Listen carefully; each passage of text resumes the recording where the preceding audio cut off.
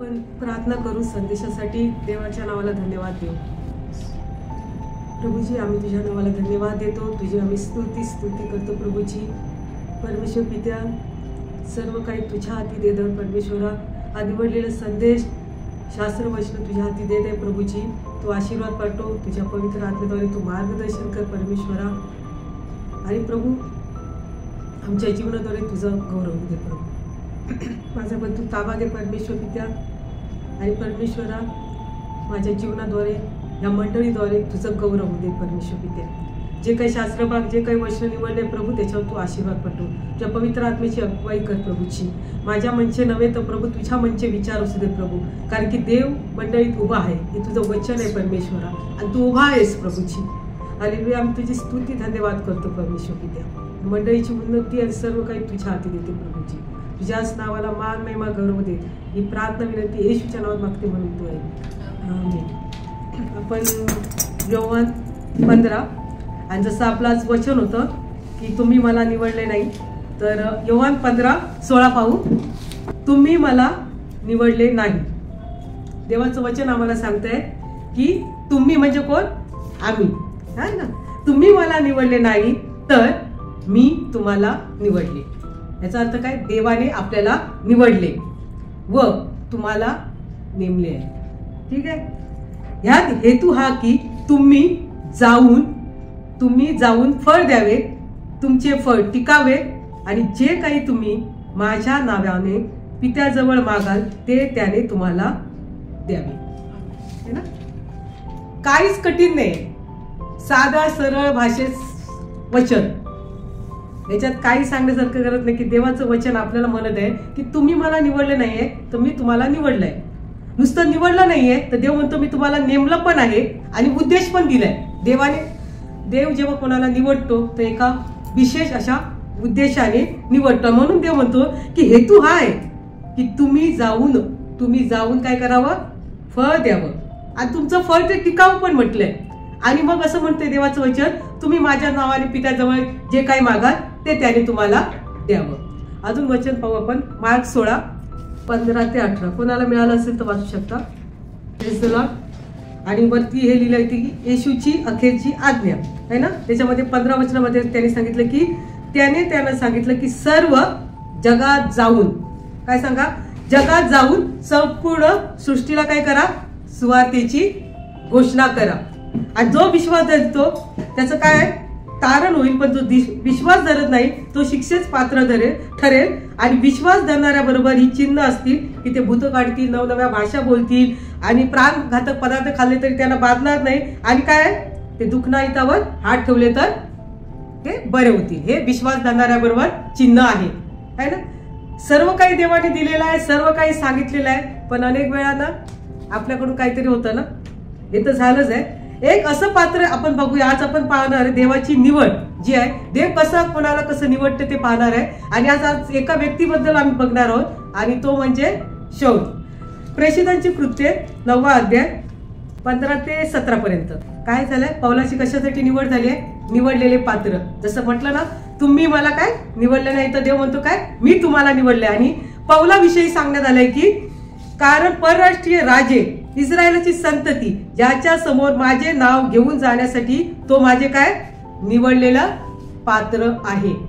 So today we are looking that God has, we have not chosen the Lord, but Lord has chosen us, and we will look at through Paul's life that how he was a chosen vessel.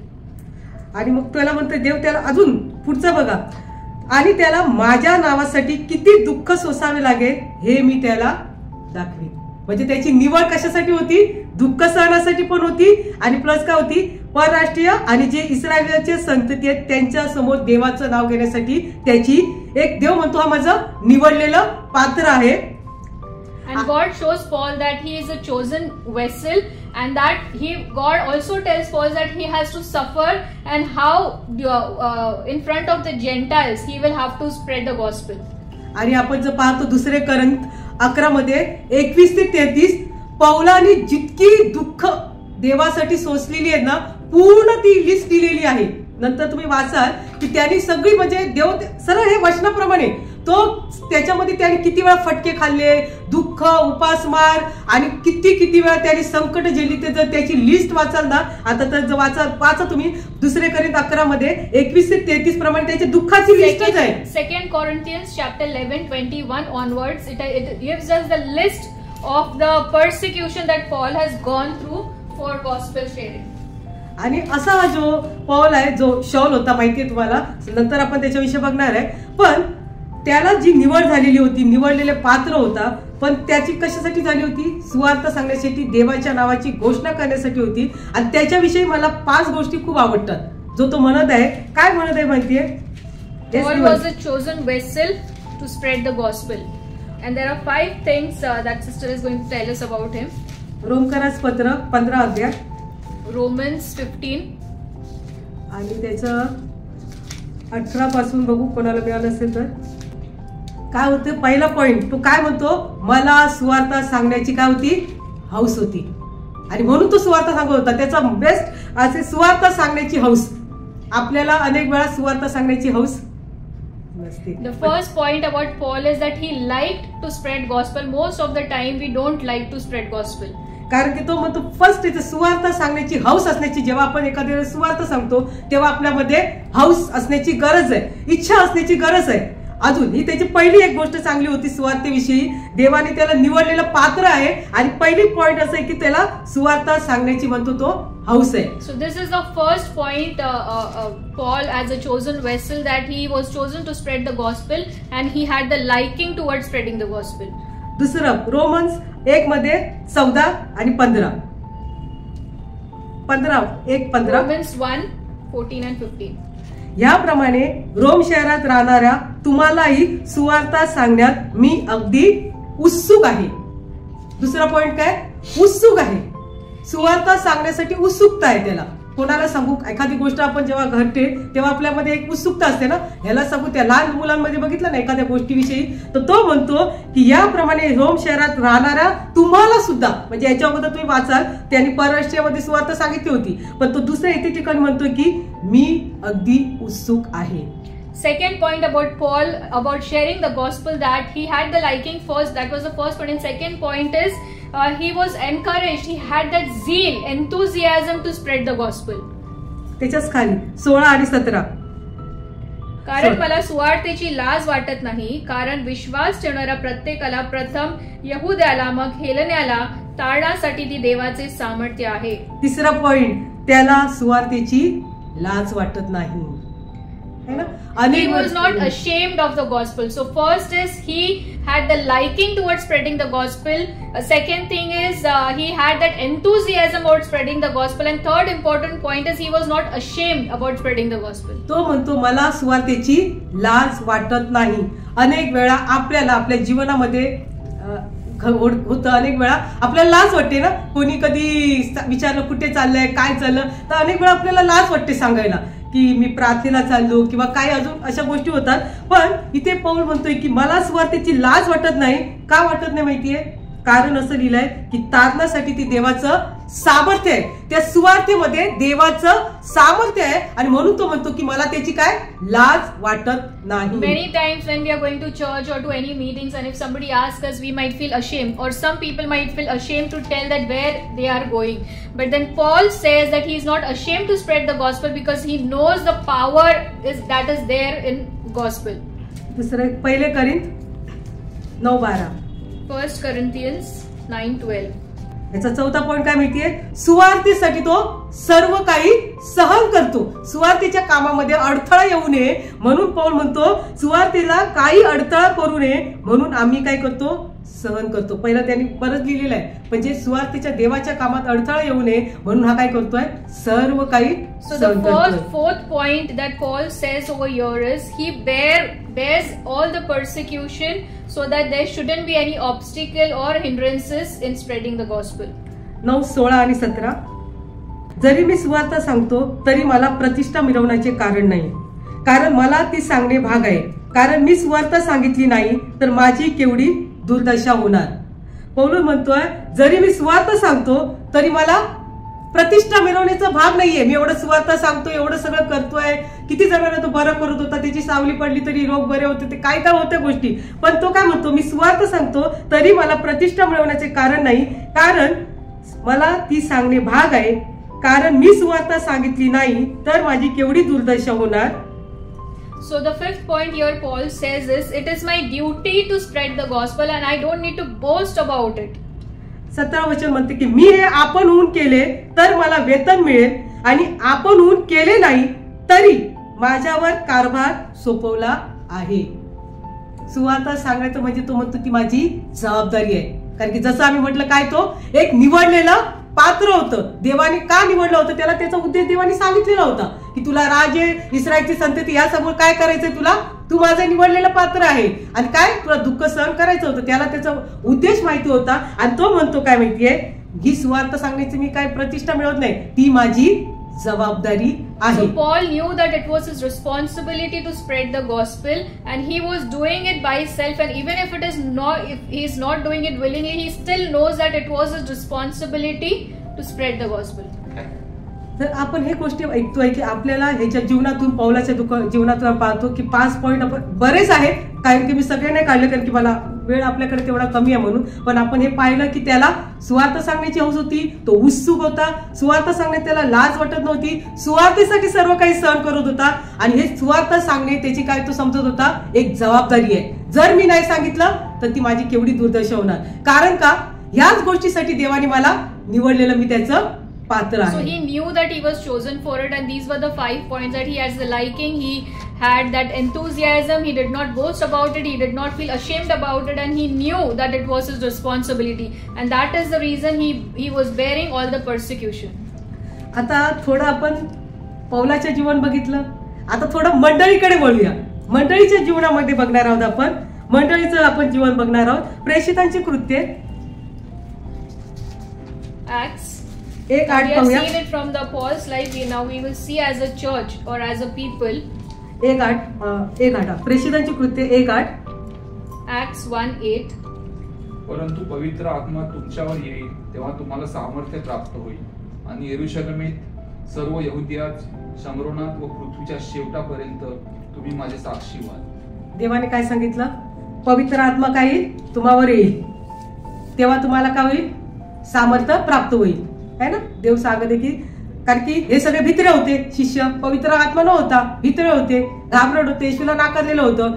आणि मग देव त्यांना सांगते की पवित्र आत्मा तुम्हावर येईल, तुम्हाला सामर्थ्य प्राप्त होईल आणि काय करणार तुम्ही, यरूशलेम, सर्व यहुदियात, शोमरोनात व पृथ्वीच्या शेवटापर्यंत तुम्ही माझे साक्षी व्हाल. 8:1 उलटा. आता प्रेषितांची कृत्य 8:1 मध्ये. So 1:8 says that once you will receive the Holy Spirit, power will come on you and you will be my witness. Now we'll see 8:1. ही कोणते आपण मंडळी बघतो, तर त्या दिवशी यरूशलेमेतल्या मंडळीचा काय झाला, फार छळ झाला. यरूशलेम म्हणजे काय, शांतीचे नगर. लोकांमध्ये पवित्र आत्म्याचं आलं होतं, सामर्थ्य प्राप्त झालं होतं, चांगलं चाललं होतं सगळीकडे. पण अचानक काय झाला, मंडळीचा छळ सुरू झाला. छळ करणारा कोण होता, शाऊल होता. And here we see the church or the people of God in Jerusalem, which is known as the city of peace. आणि इथे आपण पाहतो, जेव्हा असं झालं की शाऊलाने मंडळीचा इतका छळ केला की त्यानं तो पकडून काय करत होता, जेलमध्ये टाकत होता, है ना. And here we see that Saul, about whom we saw as a Paul, Saul when he did not become Paul, he was the one who was persecuting the church in Jerusalem. त्याच्याविषयी आपण मगाशी पाहिलं की त्याचं पहिलं आधी ते सांगून घेतलं, कारण की तो नंतर 9व्या अध्यायामध्ये त्याचा पालट झाला आणि 13व्या अध्यायामध्ये त्याचं काय झालं, त्याचं नाव बदलून शाऊलाचा तो पौल झाला 13व्या अध्यायामध्ये. म्हणजे नंतर त्याचं जीवन देवाने बदललंय. पण त्यापूर्वी तो काय करत होता, या मंडळीचा काय करत होता, छळ करत होता. मंडळीचा जेव्हा छळ झाला तेव्हा त्यांनी देवाला नाही सोडलंय. छळ झालाय पण देवाचं कार्य किती झालंय बघा. जेव्हा 4 नंबर वचनामध्ये असं झालं की हा शाऊल मंडळी, स्त्रियांना, पुरुषांना धरून तुरुंगात टाकत असेल. 4 नंबर वचन सांगतं, जेव्हा त्यांची पांगापांग झाली तेव्हा ते काय करत होते, वचनाची सुवार्ता सांगत चौकडे फिरले, है ना. 5 आणि 6 मग फिलिप आणि शोमरोन शहरी जाऊन तेथील लोकांपुढे ख्रिस्ताची घोषणा केली. So in the beginning we saw Paul and the 5 points about him as a chosen vessel. But before he became Paul, what he did was he was the one who was persecuting the people of God while spreading the gospel. But the work of God did not stop. People were still going ahead and spreading the gospel. 6 आणि 7 आणि 8 वचन. तेव्हा फिलिपाचे भाषण ऐकून व तो करीत असलेली चिन्हे पाहून लोक संप्रदायाने त्याला सांगितलेल्या गोष्टीकडे एक चित्ताने लक्ष दिले. कारण ज्यांना अशुद्ध आत्मे लागले होते त्यांच्यातून पुष्कळातून ते मोठ्यानं ओढून निघून गेले. पुष्कळ पक्षघाती व पांगळी माणसे बरी झाली आणि त्या नगरात काय झाला? आनंदी आनंद झाला. आपण सुरुवाती मार्क मध्ये वाचलं होतं नाही का? जे कोणी विश्वास ठेवतील ते काय करतील? देवाच्या नावाने काय करतील? भूते काढतील. ज्याच्यावर हात ठेवतील ते बरे होतील. आपण इथे पाहतो जेव्हा यांची पांगापांग झाली तेव्हा काय करायला लागले? ते सुवार्थ सांगायला लागले. सगळीकडे सुवार्थ सुरू झाली. देवाच्या नावाची घोषणा करू लागली. आणि मग काय झालं की ज्यांना अशुद्ध आत्मे लागले होते त्यांच्यातून निघू लागले. त्याच्यानंतर काय झालं? पुष्कळ पक्षघातीचे पॅरालाइज वगैरे लोक होते, आजारी होते, ते बरे व्हायला लागले. पांगळी माणसे बरी झाली आणि काय झालं? आनंदी आनंद त्या नगरात झाला. So in Mark we have seen that God has given us the power to cast out demons and to heal people. And here we see that when Saul was persecuting the people for spreading gospel, they did not stop, but they still kept doing their work. And then when they kept doing that work, they were able to deliver people from demons and evil spirits and heal people. And after that there was peace again in the city. आपण हे पाहतो की जेव्हा आपण आज्ञापालन करतो, जेव्हा देवाने सांगितलेल्या वचनाप्रमाणे करतो, तेव्हा ते आशीर्वाद आपल्याला दिसून येतात. यांना सांगितलेलं होतं की तुम्ही माझे साक्षी व्हाल, विश्वास ठेवल्याबरोबर तुमच्याबरोबर ही चिन्ह असतील. हे कधी झालं? जेव्हा त्यांनी सुवार्तेची घोषणा केली तेव्हा. When we obey God, the blessings follow us, and for that we need to spread the gospel. We have to keep doing His work. आणि त्याच्यानंतर असं लिहिलंय की 25 त्याच अध्यायात 8:25 मध्ये काय लिहिले बघा. तर त्यांनी साक्ष देऊन प्रभूचे वचन गाजविल्यावर ते यरुशलेमेत परत आले आणि येताना त्यांनी शम्रोनी लोकांचा पुष्कळच्या गावातून सुवार्थ सांगितली. काय केलं त्यांनी? इथे काय सांगितलं होतं? पवित्र आत्मा तुमच्यावर येईल आणि तुम्ही काय करा? सामर्थ्य प्राप्त होईल आणि तुम्ही काय करणार? यरुशलेमात, सर्व यहूदात आणि शोमरोनात काय करा? माझे साक्षी द्या. इथे तेच सुरू झालं. अनेक वेळा आपण अशा गोष्टींची वाट पाहतो की काय माहिती, जेव्हा चांगली चालू असते, जेव्हा चांगली परिस्थिती असते तेव्हा आपण सुवार्थ सांगायलाच विसरतो. मग जेव्हा आपलं छळ याच्यासारखं झालं ना, छळ होतोय, तेव्हा आपली सुवार्थ सांगणे सुरू होते. अनेक वेळा अशा गोष्टीची आपण वाट पाहू नये. जर आपल्याला संधी आहे, जर देव आपल्याला मार्ग मोकळे करत आहे तर आपण लगेच त्या देवाच्या नावाची घोषणा करावी. कारण की देवाचं वचन सुरुवातीला म्हटलं की तुम्ही मला काय निवडले नाही तर काय? मी निवडले. So as we had seen in the beginning also that we have not chosen him, but he has chosen us. And as we had seen in Acts 1:8 that once we receive the Holy Spirit, we'll get the power of the Holy Spirit and we will be his witness. And many times it happens when the situations are good, that time we keep our mouth shut. But when we start getting any troubles, that is the time sometimes we start spreading the gospel. So when the time is right, God has given us that chance. We need to open our mouth and spread the gospel. कारण का माहितीये, जेव्हा यांचे सर्व व्यवस्थित चालू होतं, जेव्हा यांचा छळ सुरू आला तेव्हा ते देवाच्या नावाची घोषणा करू लागले. आपण येशूच्या जीवनात बघू. We will see from Jesus' life. Matte 9:35. Matthew 9:35. काय करत होता येशू? पण येशूने काय सेवा केली? काय करत होता? सुवार्थ, राज्यात सुवार्थेची घोषणा करीत आणि काय सर्व प्रकारचे रोग, सर्व प्रकारची दुखणी बरी करत नगरातून व गावातून फिरत होता. हीच सेवा होती त्याची. स्वर्गाचे राज्य जवळ आले, पश्चाताप करा, है ना? येशू स्वतः हीच सेवा करत होता. अजून काय वर्ष बघू. लूक 4 मध्ये Jesus was doing the very same ministry. He was spreading the gospel, telling people that the kingdom of the Lord is at hand, and then he was healing and delivering people. Look 4:42-43. Luke 4:42-43. येशू काय म्हणतोय की मला इथं सुद्धा गावात जाऊन काय करायची आहे? देवाच्या राज्याची घोषणा करायची आहे. मला देवाच्या राज्याची सुवार्थ सांगितली पाहिजे, कारण त्यासाठी मला पाठवलेलं आहे. So when people try to stop Jesus tells them that I cannot wait. I have to go to other places also to spread the gospel because that is what I have been called for. आता एवढं सगळं आहे तर आपण पाहतो मंडळीला सुवार्तेसाठी जे हे करवते ते झालं. पौलाचं शौलाचं पौल झालं, त्याने सुवार्तेचं एवढं सांगितलेलं आहे. येशूची सेवा तीच होती. मग सुवार्ता का सांगितली पाहिजे, का सांगायला पाहिजे, का गरजेचं आहे, हे पण पॉइंट आहे. It is important to spread the gospel. त्याचे पण 4-5 पॉइंट पाहू आपण. पहिला पॉइंट रोमकरास पत्र 10:14-15. Why it is important to spread gospel we'll see in Romans. पहिला पॉइंट असं लिहिलंय का 13 लिहिलेलं वचन होतं, कारण की जो कोणी प्रभूचे नाव घेऊन धावा करील त्याचं तारण होईल. पण वचन 14 असं सांगतं, ज्याच्यावर त्यांनी विश्वास ठेवला नाही त्याचा धावा ते कसा करतील, आणि ज्याच्याविषयी त्यांनी ऐकले नाही त्याच्यावर ते विश्वास कसा ठेवतील, आणि घोषणा करणाऱ्या वाचून ते कसे ऐकतील. म्हणजे तर त्यांना सांगितलंच नाहीये येशू कोण आहे, देव कोण आहे, तर त्याच्यावर ते विश्वास तरी कसा ठेवतील. ऐकतील तरी, कोणी बोललं नाही तर ऐकतील तरी कसे, घोषणा तरी कसे करतील. म्हणजे काय पाहिजे आपल्याला, कोणतरी सांगणार पाहिजे. So why it is important to spread the gospel is people who don't know about the living God, people who don't know the gospel, unless and until we speak, who we have experienced, until we speak and tell them the gospel, they will not know about it. So that is the reason, first point, it is important for us to speak and tell them the gospel, so that they can have faith in it and then they can follow Jesus. दुसरे Corinth 4:4. 2 Corinthians 4:4. ती म्हणजे विश्वास न ठेवणाऱ्या लोकांची मने या युगाच्या दैवताने अंधळी केली आहेत, अशा हेतूने की देवाची प्रतिमा जो ख्रिस्त त्याच्या तेजाच्या सुवार्तेचा प्रकाश त्यांच्यावर प्रकाशू नये. काय झालेली आहे त्यांची मने, काय विश्वास न ठेवणाऱ्या याची काय मन आंधळी झालेली आहे. त्यांनी विश्वास ठेवू नये, जिवंत देवावर विश्वास देऊ नये म्हणून काय केलंय, त्यांची सैतानाने काय केले, मन आंधी करून ठेवली आहेत.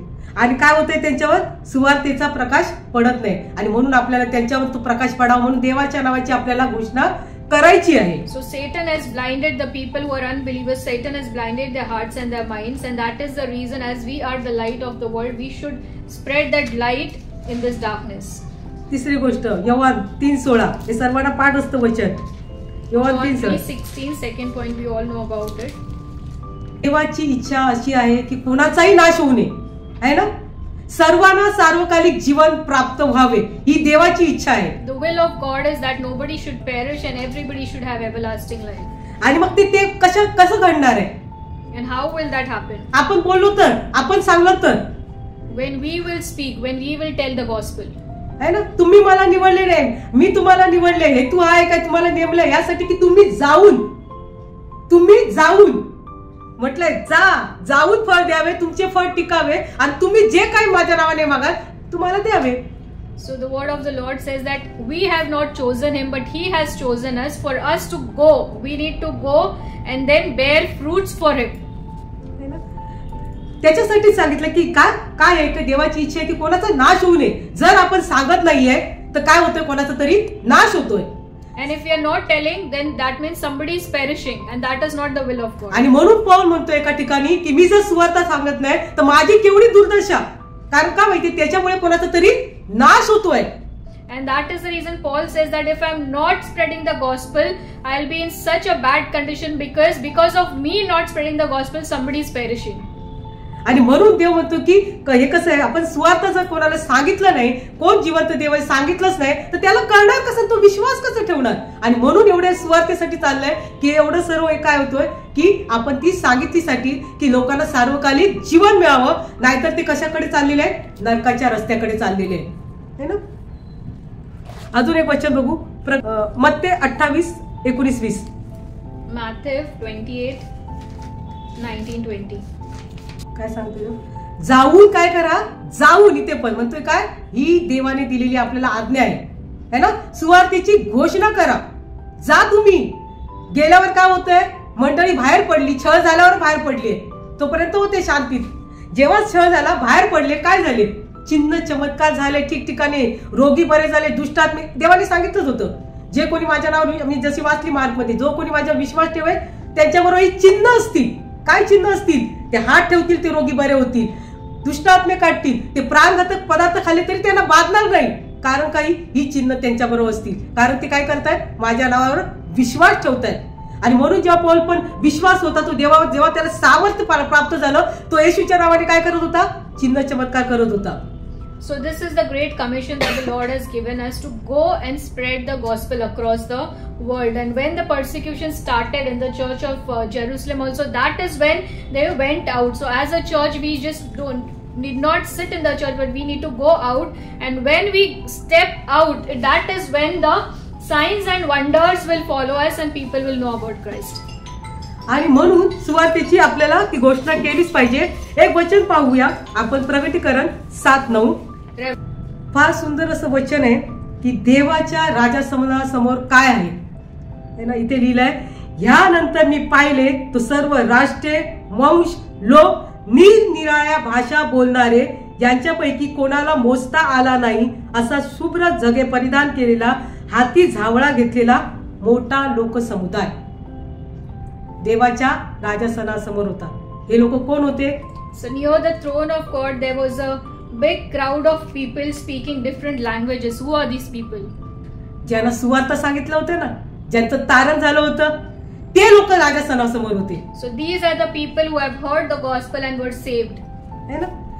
देवाच्या राजासनासमोर आपली घरं, आपली प्रॉपर्टी आपलं नव्हतं. देवाच्या राजासनासमोर ह्या लोकांना महत्व आहे, ज्यांचं तारण झालंय, है ना, ज्यांना आपण सुवार्ता सांगतो, जे वाचले गेले ते लोक, ते आपण असं म्हणतो, आपण जेव्हा जाऊ तेव्हा ते लोक आपल्या समोर असतील की जे आपल्यामुळे बचावले गेले, ज्यांना आपण सांगितलं होतं, देवाच्या नावाची घोषणा केली होती की बाबा याला मी सुवार्ता सांगितलं, तो आलाय, ते लोक देवाच्या राजासमोर त्या गोष्टीला महत्व आहे. So our house, our property is not going to be seen near the throne of the God, but the people who are saved by us by spreading the gospel are the ones we are going to see near the throne of the God.